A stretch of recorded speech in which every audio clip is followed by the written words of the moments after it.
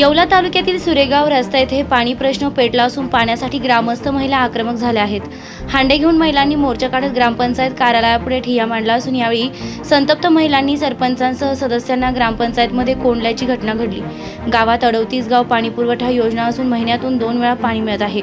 पाण्यासाठी 9 लाख रुपयांचा निधी मिळाला असता या निधीतून कामे न करता बिल काढून घेतल्याचा आरोप ग्रामस्थ करत आहेत। एक दिवसाआड पाणी मिळावे ग्रामसेवकांनी येऊन आश्वासन देत नाही तोपर्यंत हंडा मोर्चा ठिय्या आंदोलन सुरू ठेवण्याची भूमिका या आंदोलनकर्त्यांनी घेतली आहे।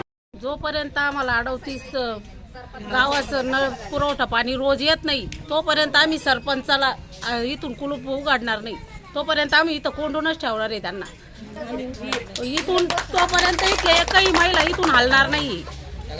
आणि जी आम्हाला खुलासा पाहिजे, इथं जी विहीर केलेली होती, पाईपलाईन सायपन केलेली होती, त्याचा खुलासा आम्हाला दिल्याशिवाय आम्ही इथून एकही महिला उठणार नाही। या ठिकाणी रस्ते सुरेगावमधील सर्व महिला हंडा मोर्चा घेऊन ग्रामपंचायत रस्ते सुरेगाव येथे आलेले आहेत। गेल्या 10 ते 12 दिवसा मिळून एकदा पाणी येतं, महिन्यातून 2दा पाणी येतं, ते पाणी पुरेसं नाही राहत। त्यानंतर त्या पाण्याची तरतूद म्हणून शासनाने 9 लाख रुपये या ग्रामपंचायतला दिलेले होते।